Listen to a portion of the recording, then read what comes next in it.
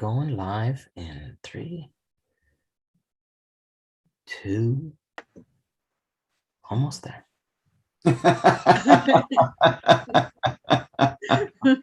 We are live. All right, we are. And I get a little notice here that says we are. So we're live on YouTube. This is our first straight stream to YouTube for Down the Rabbit Hole, place where we start the topic and you finish it. So if this is your first time, please hit the subscribe button, ring on the bell so that we can give you notifications. And also, if you want to participate, because we don't have the ability to see what's being typed in on YouTube, go to hackingtheinfinitymatrix.com/rabbit hole, and that'll take you directly to this live Zoom link. Hi, ladies. Welcome. Hi. Welcome, welcome, welcome. We're so glad everybody is here today. It's a beautiful sunny day here in Seattle. It will be probably for an hour and then it's going to turn into Seattle again, but that's kind of how it works. And today we're going to just kind of continue on with our topic that we had from the live stream on Thursday, which is gratitude. Yeah, and we're not always going to do the continuation. I mean, it's just sometimes the topic has so much in it that it really does. Exactly. It really warrants extra time. And I'll just keep adding people in. We have so much people registered for this thing. I'm surprised more people are not showing up. Yeah. It's kind of sometimes it's one of those things where it's just like, oh, that's a good idea. Oh, I don't want to get up.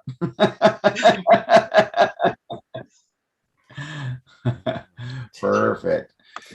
Okay, welcome, Mary. It's good to see you. Hi, Ross. Maria, hi. Hi, Maria. It's good to see you. Is that a purple? Hi, Gary. Now I see you, Gary. Josephine, hi.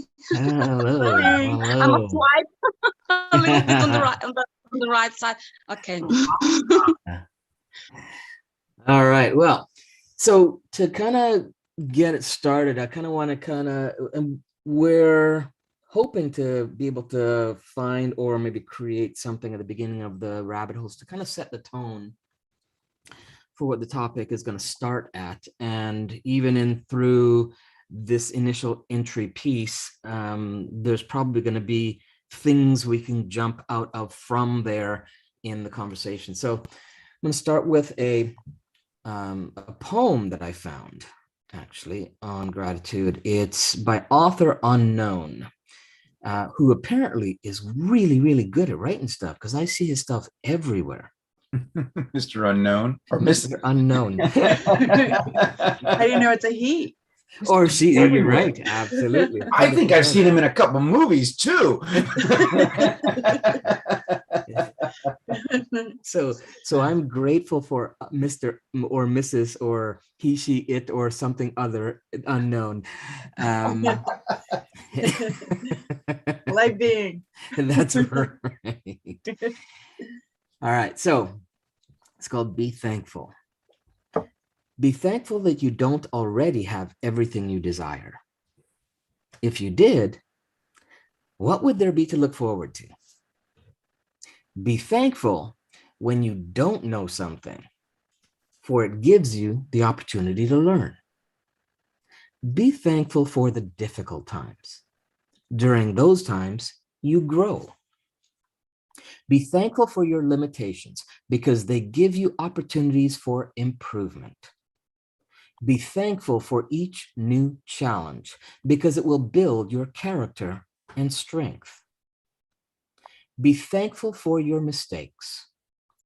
They'll teach you valuable lessons. Be thankful when you're tired and weary because it means you've made a difference. It is easy to be thankful for the good things. A life of rich fulfillment comes to those who are also thankful for the setbacks. Gratitude can turn a negative into a positive.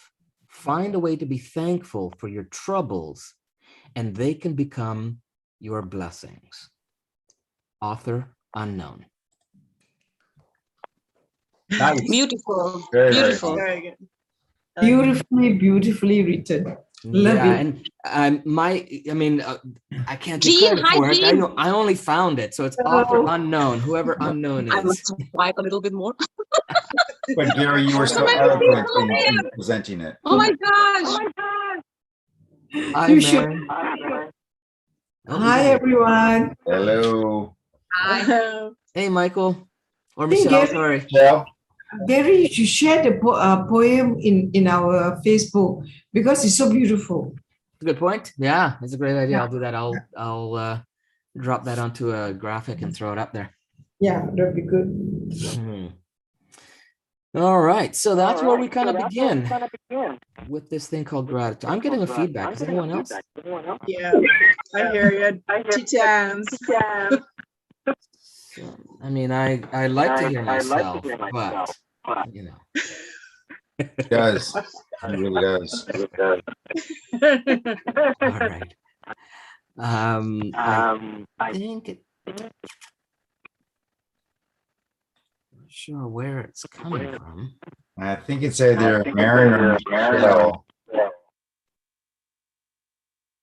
Yeah. Well, Marin doesn't have audio. Let me try that. Testing. Oh yeah, it was Michelle. Okay. Yeah, there we go. Okay. Sorry, Michelle, I had to mute you. So if you do want to jump on and talk, you can just turn it back on. But somehow we have some kind of feedback going with yours. So, but please stay, hang around. You can also chat as well if you're on Zoom. You can also do the chat and interact with us.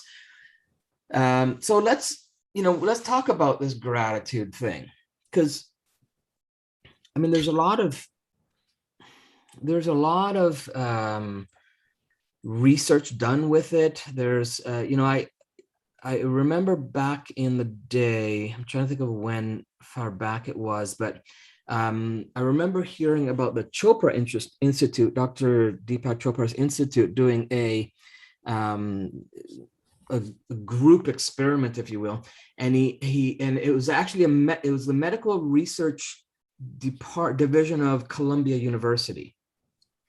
And what they did was they asked people, and I don't remember their numbers and all the details, but I do remember them. They asked a bunch of people to keep a gratitude journal every night. And that was really the only thing they added into their routine, right, for this experiment. And what they were instructed to do was list 10 things that they were grateful for every day, right? Again, no matter how big, how small, just the sense of gratitude. And what they found was that overall, and again, I don't remember the percentages, but what they found was, compared to the test group, there was improved sleep, improved mood, their comfort in breathing while sleeping was increased. There was also an increase in what's called cytokines, I think it's pronounced, cytokines, which are biological markers that measure inflammation. And one of the things that Bruce, and there's, sorry, not Bruce, Deepak Chopra and some other of those guys that do those kinds of things as well. One of the things they believe is that sickness, pretty much every sickness that we have stems from some form of inflammation. So if we're having the cytokines in there, it protects us from that inflammation. Correct. Right? So they also noticed there was, decrease in leaky gut syndrome. There was increase in just, again, sensation, which I think would be obvious to think it, but, sensations and feelings of experiencing love, joy, peace. So just from doing that one exercise, there was this whole list and array of things that they did, that they noticed. And the interesting thing is that you don't see a lot of prescriptions for writing writing down what you're grateful for. What you do see is in media telling you all the things you're missing out on, or social media or whatever is, making you feel in lack all the time, and not really tapping into, we talk about in a couple of streams, we talk about the multiple ways that we have abundance all around us.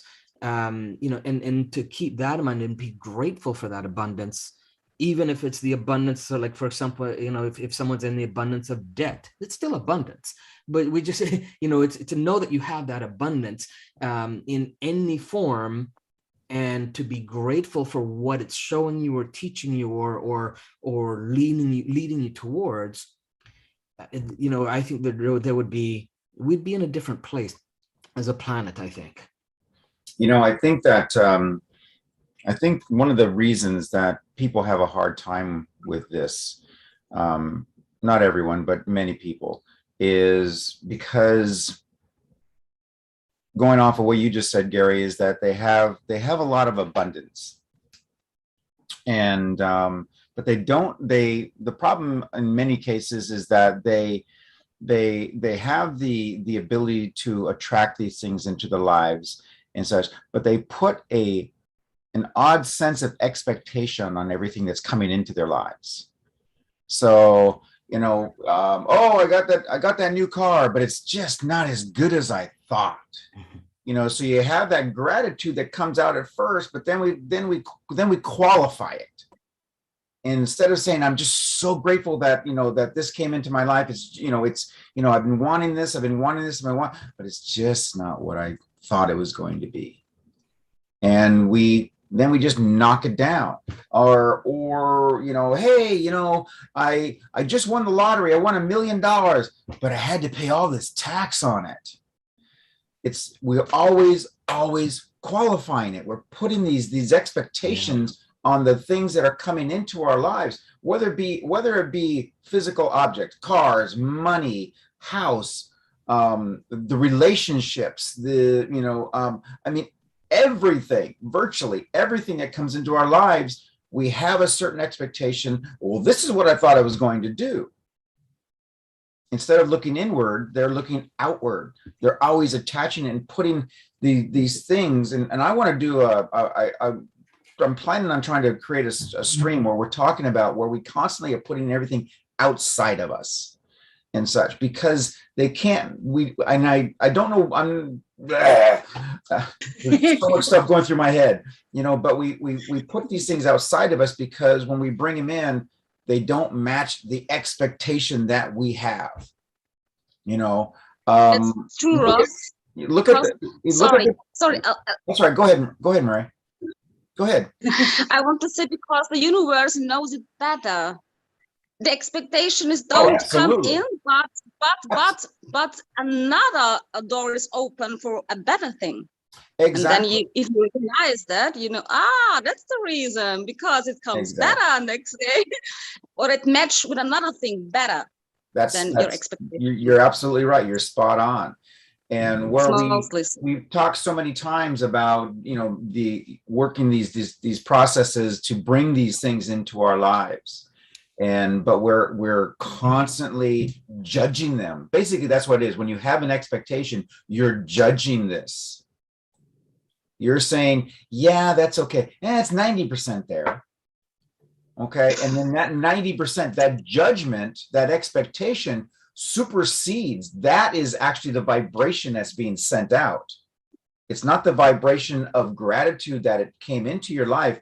It's the judgment that it came into my life, but it's really not good enough. Yeah. So where does the expectation come from? It comes from a this or that mentality. Exactly.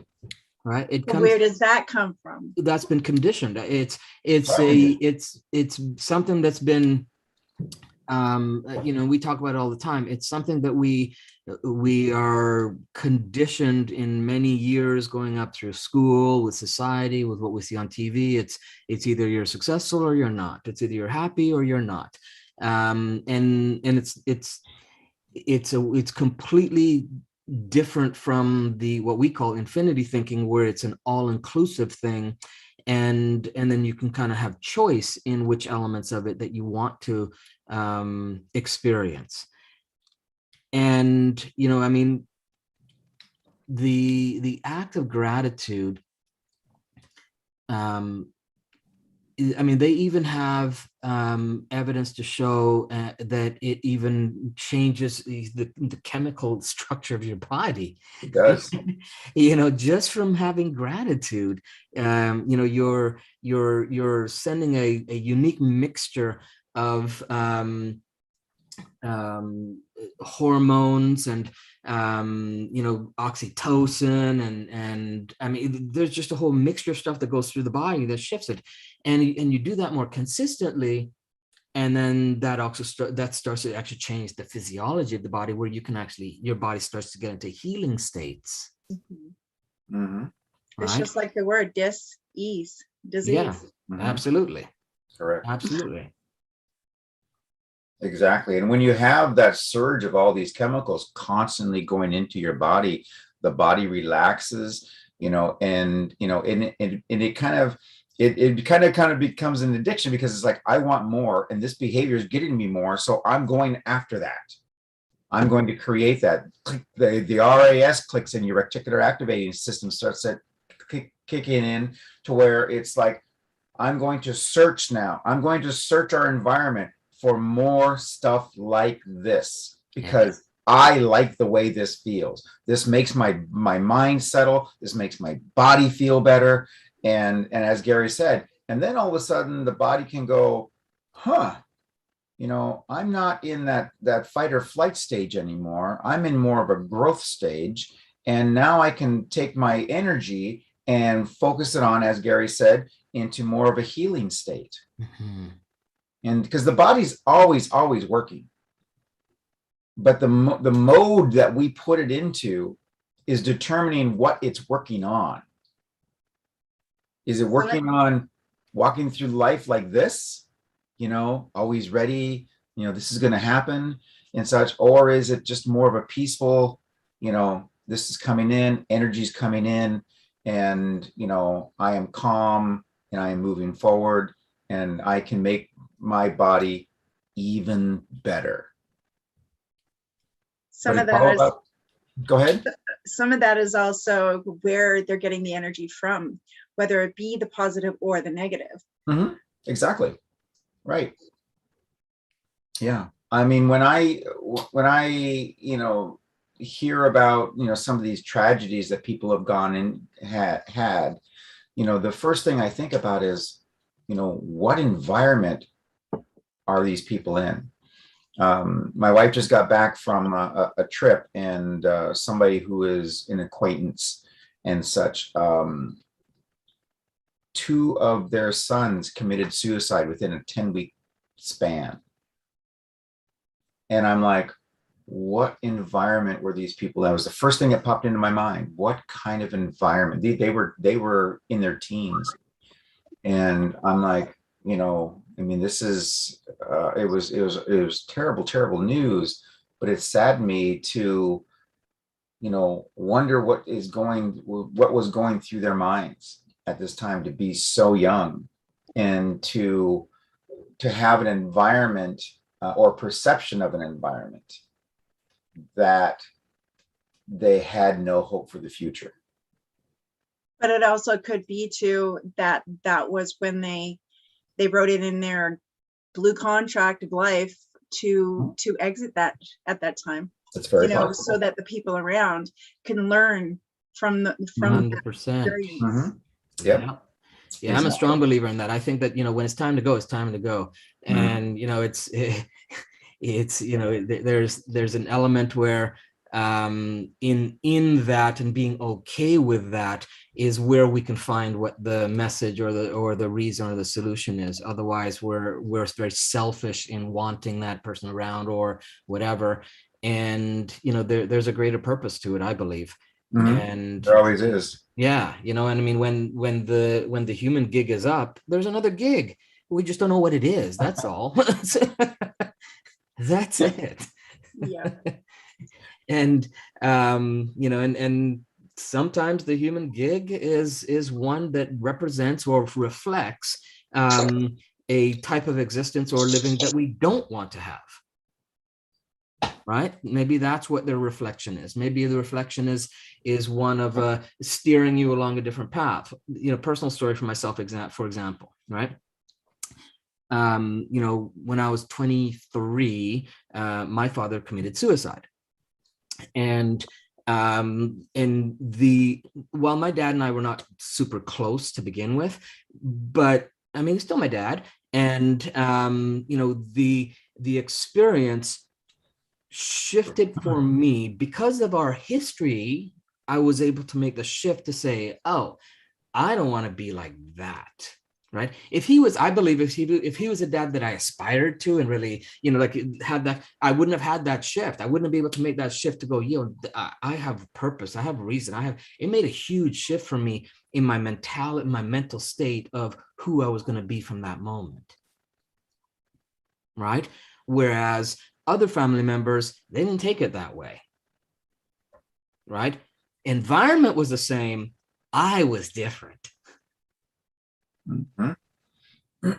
Right. Perception was different. Yeah. And that, and the tumultuous relationship that my dad and I had served me to that point. It sucked at the time, right? But it served me to that point. Right. And when that happened, I mean, it was a huge, whole energetic, it was literally for me, and I still think back to it. It was like when that moment happened, we came and because they did it in the garage. And when I came, because I wasn't living at home, my stepmother gave me a call and I came and I came and up the driveway and I saw him in the garage. Immediately I could feel my whole beingness go, life path go, that's not something for me. Right. The things he did, the way that he handled things, the message that he sent, or that I got from that whole experience was so right to my core that I could feel that shift. Right. Mm-hmm. And yeah, could there have been a different relationship with him after that? Possibly, but I don't know. What it was one that served me to that point. Exactly. Right. And made a deep impact. So, and I can say that with other, people that have, stepped into another realm and another gig. And, that's kind of the way I see it with the and not everybody sees it that way. And I get it. It's okay. I'm okay with how they see it. They're not always okay with how I see it, but that's their issue, not mine. It's their growth. Yeah. Yeah. So. Yeah. But I mean, there's times when, people, they don't see it because they have a learned way of, this is how you act. 100%. Yeah. This is how you're supposed to react to this type of event. And that's only cultural, right? Because every culture deals with it differently. Exactly. Right. With all aspects, from marriage to, I mean, they all deal with it differently because that's just what the environment created for them. Right? Correct. Yeah. It's very important. Perceptions. Very important. That's why we always we really enforce the fact that we can't tell you, because we have such a global community, we can't tell you how to or what to think, but we can show you different ways of perceiving what's going on. Because if we told you what to think, that would only be our idea, our backgrounds, our history, our filters, our learning and such, and that's not the way it is. It's just like, no, I mean, there's been people on the live streams, on Down the Rabbit Hole, or just even on the pages where it's just like, they've posted or said something. I'm like, I never thought of it that way. because of their experiences. Well, this is how I see it. I'm like, well, that's actually pretty cool. That's a great way. Well, I love others, it. but Yes, so how many dare you? methods. But you have other people who react to that and go, how dare you? This is how you're supposed to be. It's like, no, it's not. That's how they are. And so you don't have to agree with it, but you do have to respect the fact that that's their upbringing. That It's we have different never perspectives. exactly. Yeah. Exactly. Different learning, different future, or not different, well, different futures as well, but different learning, different filters, different everything. Everything is different. Yep, that's cool. I mean, Gratitude, I think, is relatively universal. like, for example, the Asian culture, let me put in some Asian input. We are taught from very young to always have gratitude. Whenever somebody give you something, you have to give back something, and then you have to always say thank you. And we also always have to have respect for the elderly, and we always give way to the elderly. And we are also, but in some ways it's good, some way there's a negative effect. We cannot argue with the elderly. They are always right. We are supposed to keep quiet. If you ask question, like me, I like to ask question. Yeah. I am a terrible girl. Yeah, that kind of thing. So we are not supposed to question. We're supposed to accept. So in our kind of culture, I mean, maybe now it's changing a bit.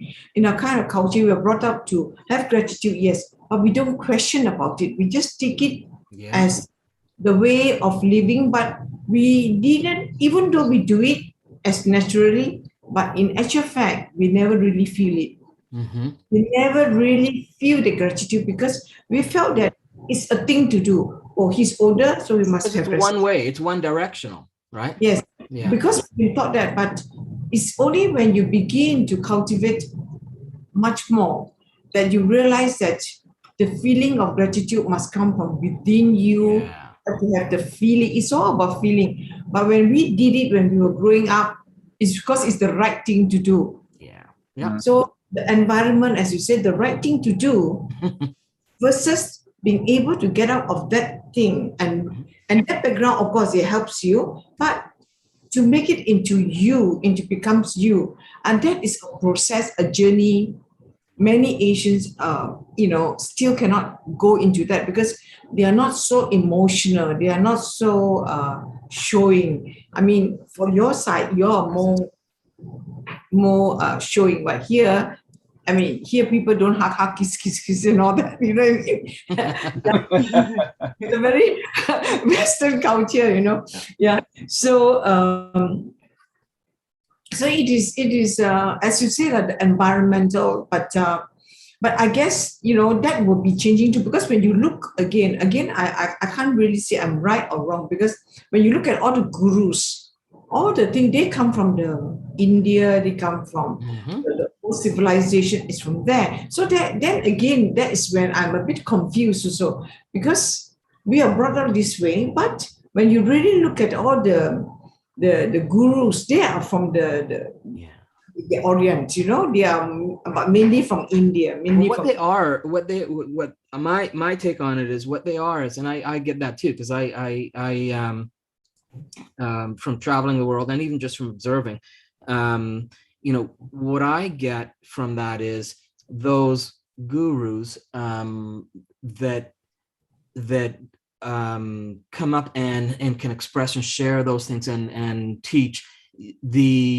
What they are is they're representations of how, as a human spirit, we can be in a place that goes against everything that you truly are and still come out and shine from it. That's how powerful we are. Right, so they become that example, and that's why so many people radiate to them, because energetically they get that person or those people have energetically placed their spirit in a place that would be absolutely, from the outsider, look like the most impossible place to be enlightened in. Right. and so they become this shining example of what is possible from beings on the planet, and the capacity that we have.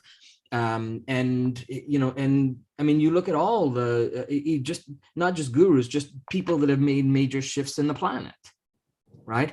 They've been in places or circumstance situations where the average person would look at it and say, oh my God, there's no way I could do that, or no way that could be, so they see how much against the odds they are. And that's why we always like those stories of someone beating the odds, right? Because it's the representation of humans kind of showing that they can come from such darkness and still find the light, right? And if we think globally, that happens too. I think that, we go through a global experience of this, like, for example, this COVID darkness that's happened.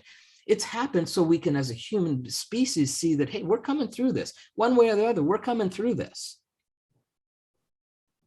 right? And what it does, it allows us to reflect on the truth of who we are, right? And what we've learned and conditioned. It gives us those mirrors, right? That we can either look at the truth or we can look at the fake and decide which one we're going to live on. We're going to decide which train to get on. Okay? And I use that metaphor. Very true.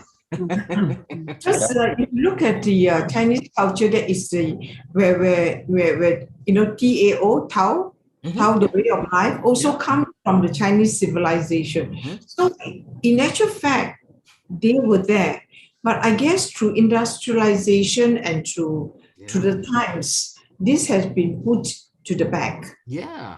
And now we are underground. Yeah. So now we are beginning to sort of surface again to connect to our inner core, our inner being. And once you start to begin to connect to the inner core and inner being, it's a feeling that is, as you said, today, Ross, you did a very good, I was busy the whole week because of work and, office has been open and all that. So I very good girl. I finished it, and it was really, really good. It was really good. I really felt it. I really enjoyed what you say, and it's so true. And also, there was one part that I think I felt that which you say that about. I think it was you. Yeah, we say that in relationship to be powerful is to allow yourself to be vulnerable. Right. You should. I think in this down the rabbit hole, perhaps we can expand on this. That's very interesting because I didn't think along that line or that description how you conceptualize that. Well, because that vulnerability is a filter. Okay, so when you talk to a lot of people who are having relationships, they put these filters and the expectations on a relationship, and they go into relationship, and when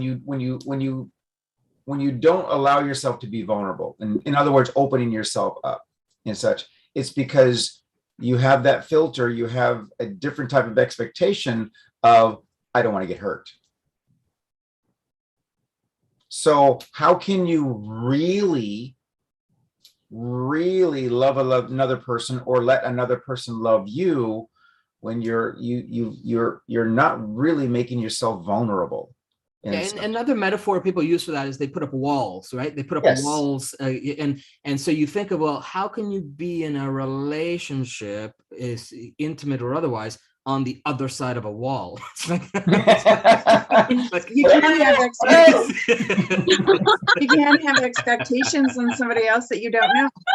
I mean, it's kind of it's kind of like, I mean, and there's a process to that. I mean, my wife and I, we've been together for 25 years. Gary's been together even longer and such. And my wife has my heart in the palm of her hand because I put it there, and she can crush it, she can flip it off, whatever the case may be. But at the same time, I am deeply, deeply, madly in love with her. And that's my vulnerability. I'm saying I am making myself as vulnerable to you as I possibly can. Because my only expectation is that that's what I can do. Okay. I can just constantly be loving you. Such.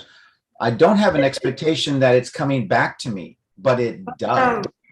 Ross, more men should be So like beautiful, you. Ross. More men should be So like you. beautiful. Sorry, Jean. Because you know why? A lot of men are putting on the walls because they don't know better. They haven't been taught that. They've been They've taught in our Exactly, society. Gary. Yeah. That's right. They've been taught that. You know, I mean, I was taught by my grandfather. My grandfather and my grandmother were married 70 some years. And he told me, gosh, I don't know how long ago, it was quite a while ago. He said, you know, a relationship or marriage is an 80-20 relationship. Okay. 80% of the time you're giving. And in a good relationship, both sides are doing that. Okay. And then, you know, yeah, you got the 20% time when, you know, things don't quite go right. That's just, you just kind of being realistic. You got that 20% of time when, you know, things kind of, you know, lock horns a little bit. He goes, but overall though, if you're constantly giving to the other person, you're opening yourself up, you're being vulnerable to them and such, you know, you're there for them. And you turn it around and they're there for you, you know, it works very, very well. And that vulnerability is not just in personal relationships. I mean, it can be to a certain degree in you know, it can be in every aspect of your life. It's anyone you want to have a deep connection with. You know, again, it doesn't have to be intimate necessarily. But I mean, Josh and I are vulnerable to each other, and that we're okay with calling each other on our crap and being okay with that, and knowing that Harry calls me on it more than I do with him. So for the record. I think both of you should do a course for guys, you know, on how to be vulnerable and not to be afraid, because especially Asian men, they are very afraid to lose their masculinity, or they are too afraid to live in, you know, I mean, they love you, but they may not want to show it all because they've been brought up this way for many years. Sure. It's not the definition, Jane. It's even the definition of you saying losing their masculinity, because that then assumes that's not a part of their masculinity. Right. Mm. Right. So it's even in the definition.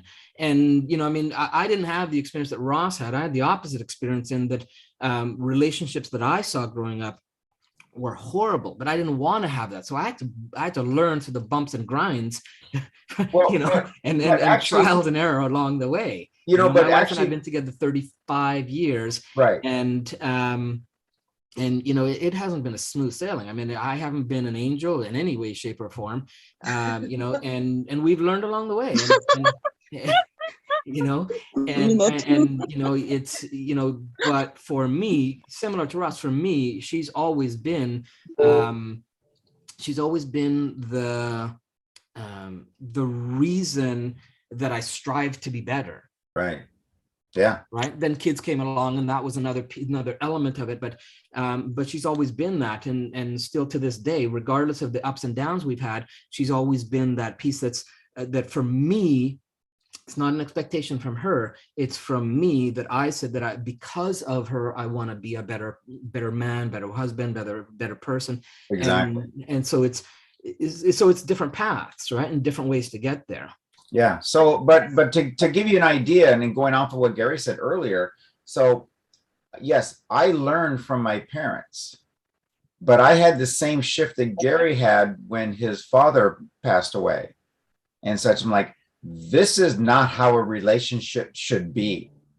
When I looked at my parents' relationship, like, this is, so I'm going to, you know, when I was younger, I'm just like, oh my God, I you know, I can't stand this. This is terrible. The way these two treat each other.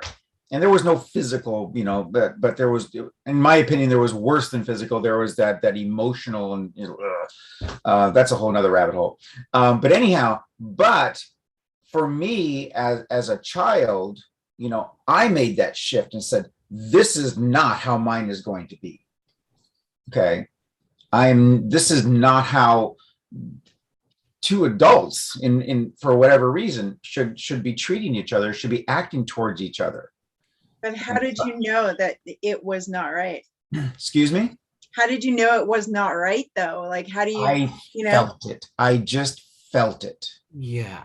You know, I mean, that's all I can, that's the only answer I have for you. And Josephine, I I don't know just that felt it's it. not This is right. just- It wasn't right for us. Correct. Right, because right also Yeah. puts a judgment on it, meaning that because if that reflection wasn't there, then it wouldn't have an impact for me, right? It would have been a different experience. Exactly. Because you know, you see it all the time, right? Where kids grow up in this pristine environment, yet they still turn out to be tyrants. It's like Like the priest's daughter. Exactly. But there's, you know, there's that point where, you know, there's that point where you say, that's fine if that's what they want, but it's not what I want. Yeah. That's not going to be my reality. It's the core, right? It's our core of who we are. Yeah. Exactly. So Gary, And- would you say that you Yes. and your wife have become teachers for each other? Oh, biggest teachers, 100%. I mean, there's still to this day, you know, there's, I mean, hands down, absolutely. You know, the wife and kids are the biggest teachers because they're closest to home. They're the closest reflections of the weak links in the chain, if you will, for myself that I have. And they kind of bring those to the surface faster than anyone, 100% for sure. And and like I said, you know, I 100% get that I'm still a work in progress. I totally get that. And, you know, I don't claim to be or expect to be or project out that I'm perfect in any way. I have my flaws and I have my frustrations, but compared to who I was then, years back, it's like night and day. At least that's the way I see it. And Right. in essence, shouldn't every relationship be a teaching moment? Shouldn't every relationship that you're in, whether it be, I mean, it doesn't matter, friendships and such like that, shouldn't each of you be teaching each other something? Well, Yes. And be open relationships enough have- to accept it and to accept it. I mean, every moment in your life is a teaching moment.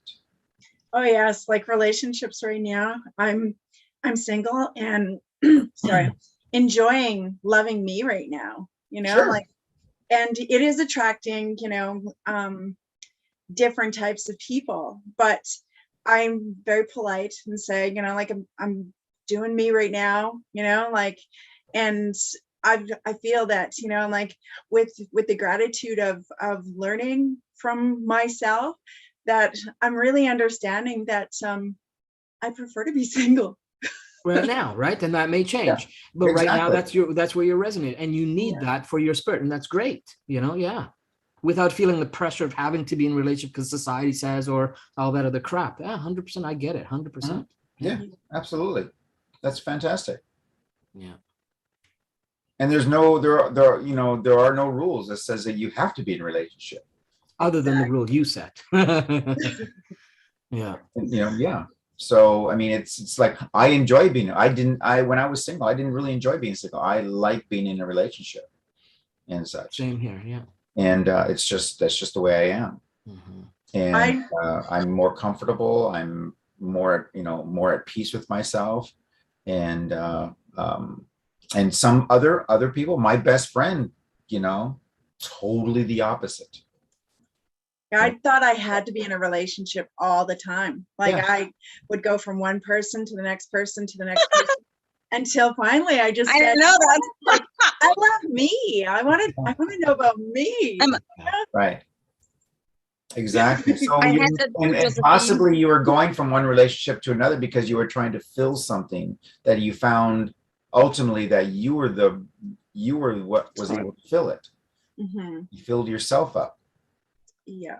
You know, Looking for- it's different for everybody, but regardless, though, I mean, there are these aspects where some people, you know, they want to stay single or not, you know, be in a deep relationship simply because it's a role. that So they- Ross, Mary mentioned on the YouTube. So how do you cultivate vulnerability? How do you cultivate it? Yeah.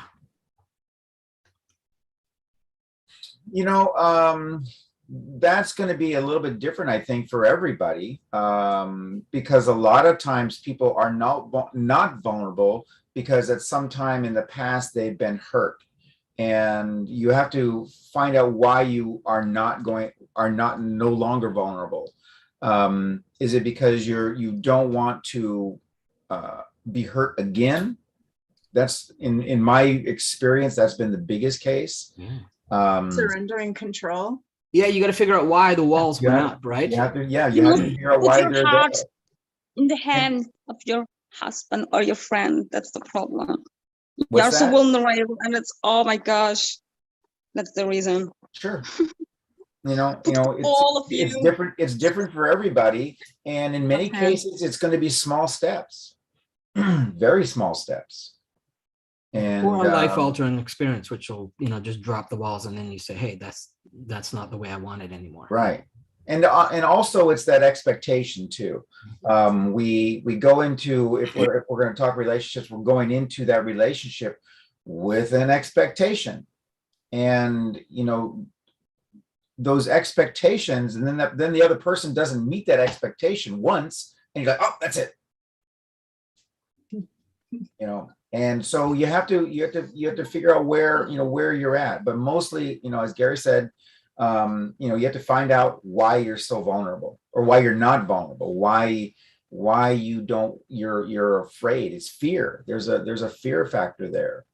The being afraid of being hurt again, possibly, or you saw somebody got hurt. Maybe your mother, your father, whatever the case, a close friend, a close relative, whatever. You saw what they went through because they got hurt, and you said, then you're afraid because of that example that was set for you.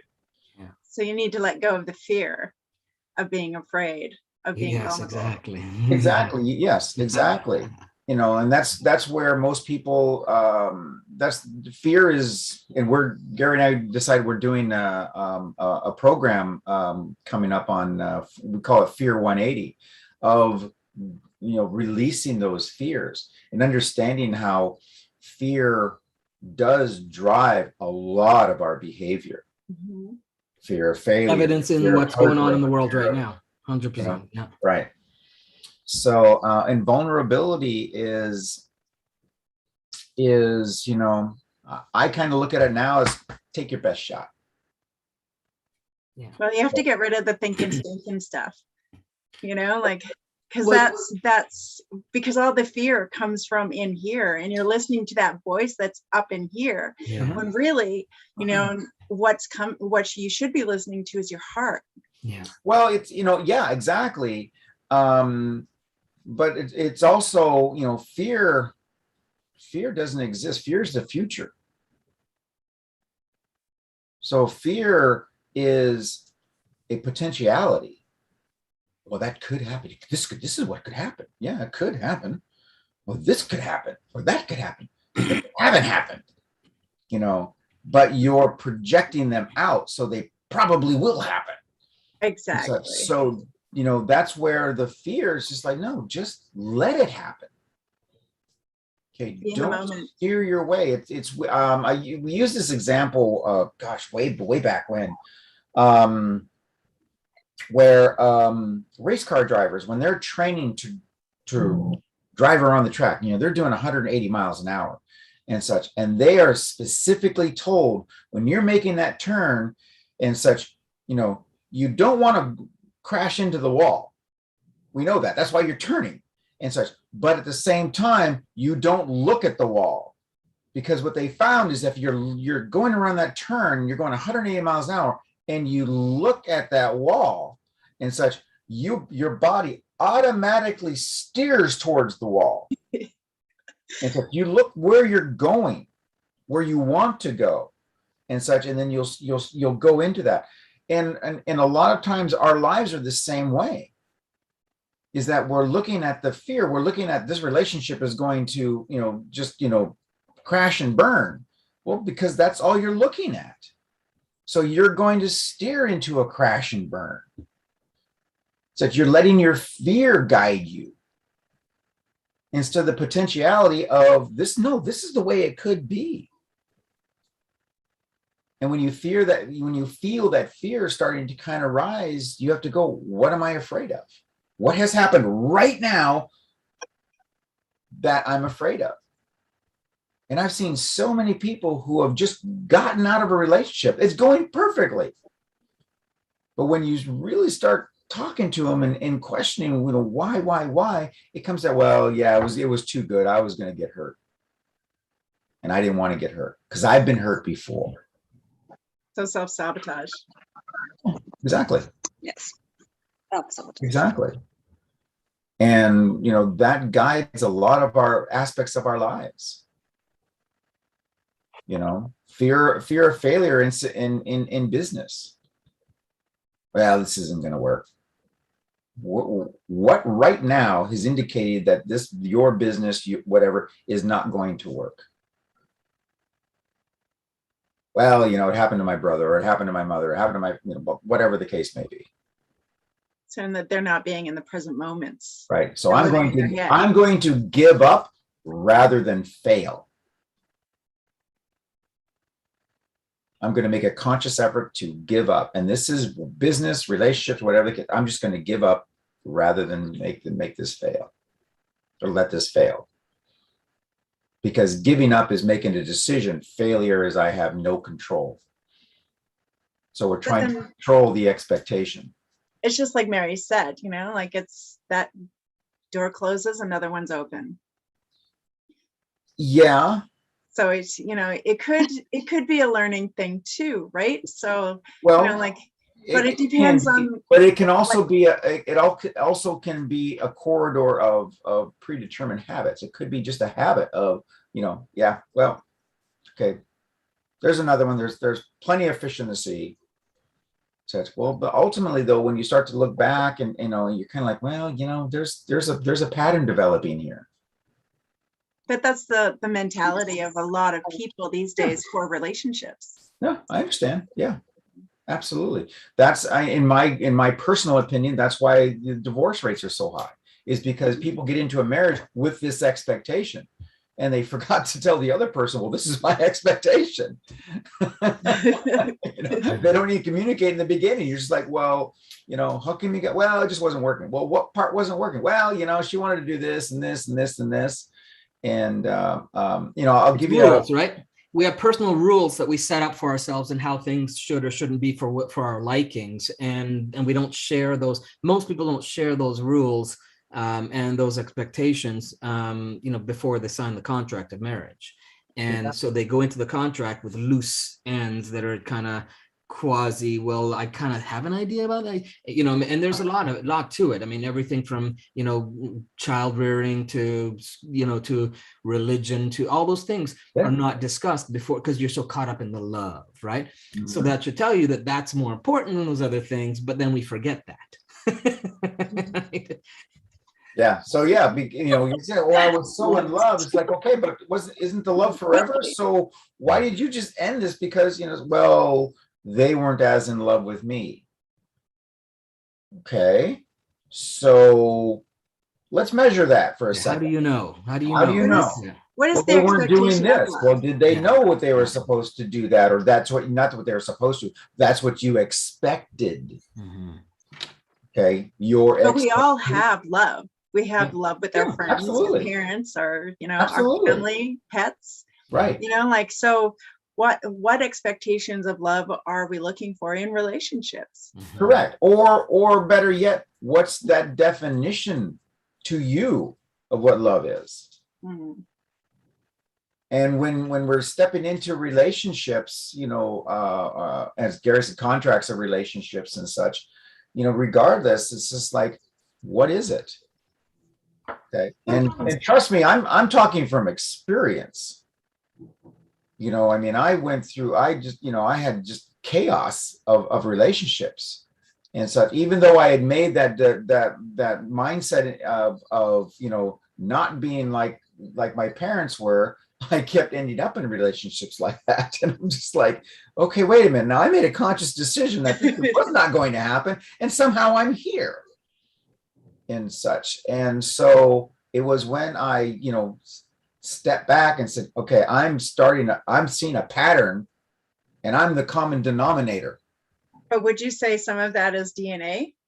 No, no. Because there's, you know, like we tend to say, I don't want to be like my mother, you know, and then you end up doing stuff like your mother. So, you know, That's like, not so DNA, is it that's DNA or conditioned is that learning. like, Right. Yeah. Those are Yeah, conditioned that's- patterns that are created in your brain, because from the time you're born till you're about 7 years old, you are in a state of heightened learning into ways that are not always consciously apparent. So you're picking up energetic frequencies, you're picking up sounds, you're picking up things that your conscious mind cannot fathom or hold in any one time. So for 7 years of being in that environment, you're picking up the patterns and the habits of how to live in this life. You're picking up the patterns of how to respond to certain words, to certain actions and behaviors, and you're developing who you're going to be through all of that. Right.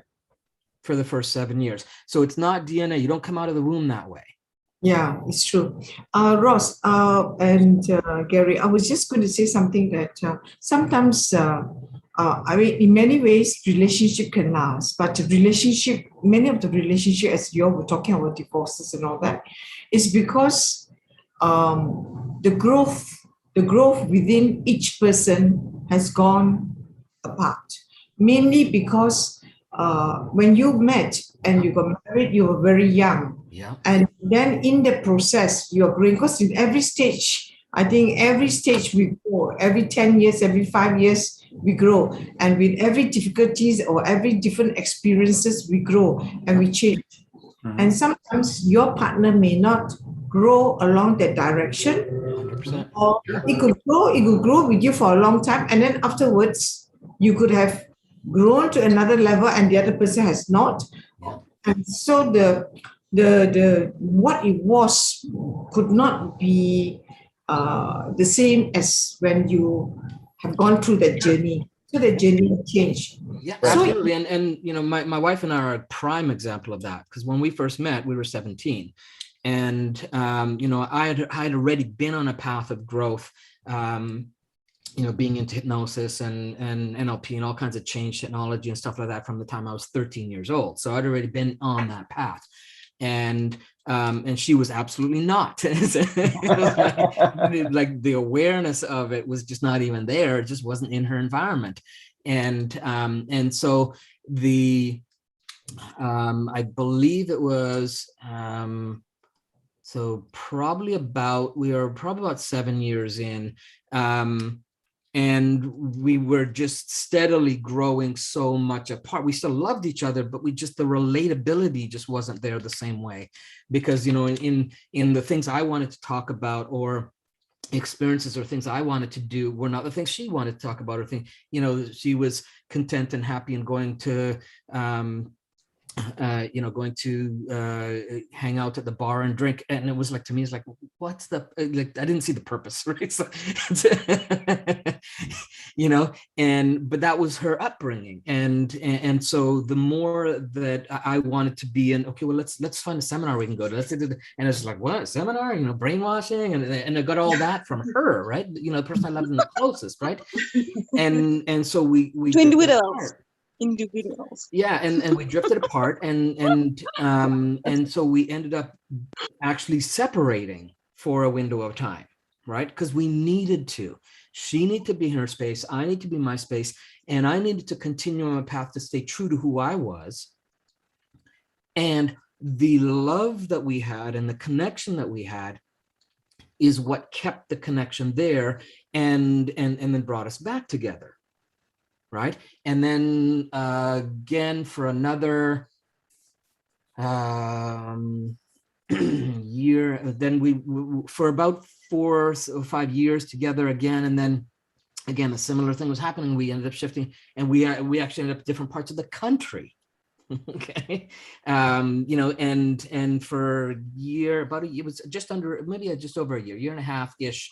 You know, we were just in contact through phone and connection, and just kind of, because we were such good friends and connecting. I mean, we were really close, and we're there for each other. And so there was still an underlying love, but where we were in our lives were different places, and we needed to be in those different places.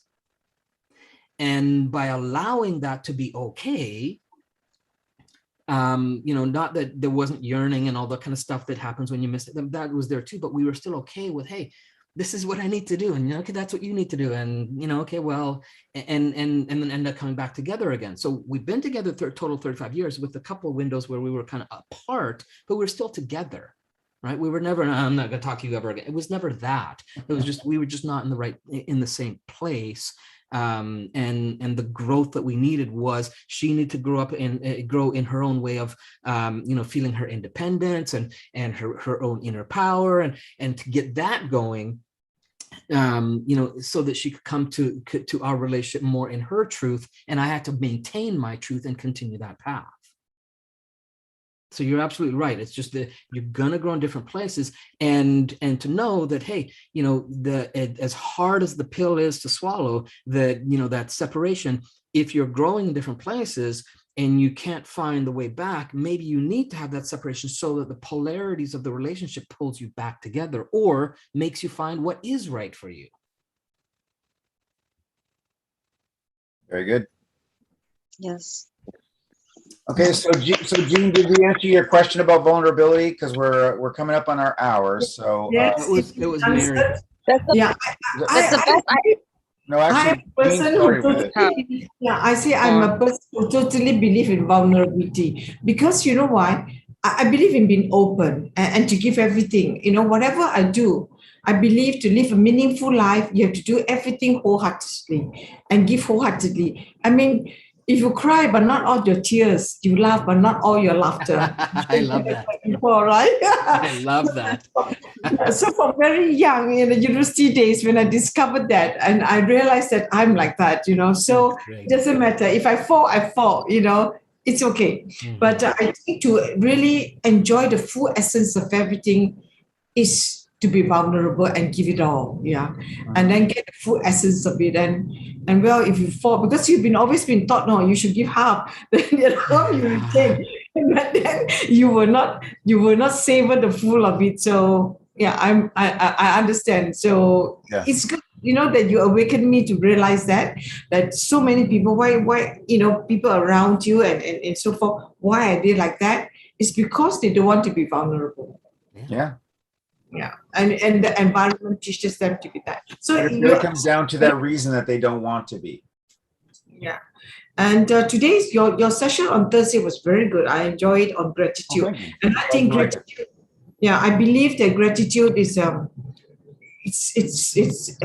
gratitude is fantastic. It is love and it's always come together. Gratitude and then love. Yeah, it's very important, and gratefulness as well. Yeah, for sure. These are things that we have to teach our children. We have to live it to ourselves. I even do that. With my staff and everything else, because and to everything, love and gratitude to both of you as well, and to all the community here. To share it, to be together. To see Josephine laugh away, to see Maria smile. I mean, that is fantastic. Maria, you have a beautiful smile, and Josephine, you are also.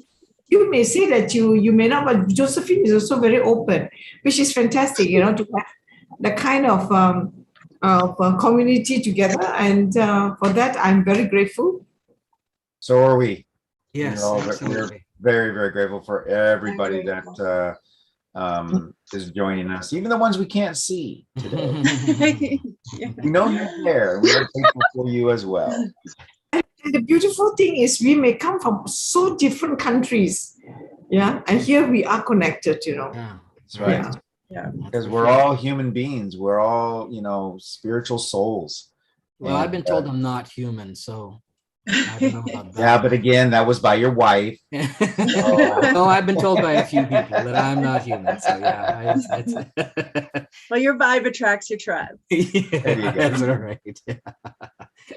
So, All right, so beautiful, enjoying all your vibes, beautiful vibrations. Yeah, thank you so much. thank you. Really We're nice, more than happy. So before we go, I do need to announce the winner for Yes. everyone who's watching, the winner for the grand prize, which was a vacation stay in Hawaii.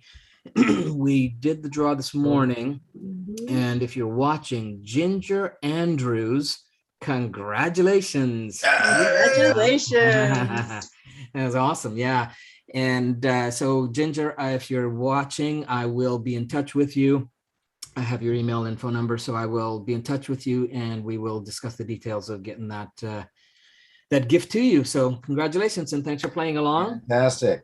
And we will see everyone on the next stream. And you guys watch out because we got some really cool stuff coming up in this year. You really We're starting do. to lay some plans out and Yeah, some very nice. stuff. Very Yeah, nice. I can't wait. Hours yesterday planning out. kind of Josephine, next you won year. something too, didn't you? Saw- Yes, saw I something you did. won.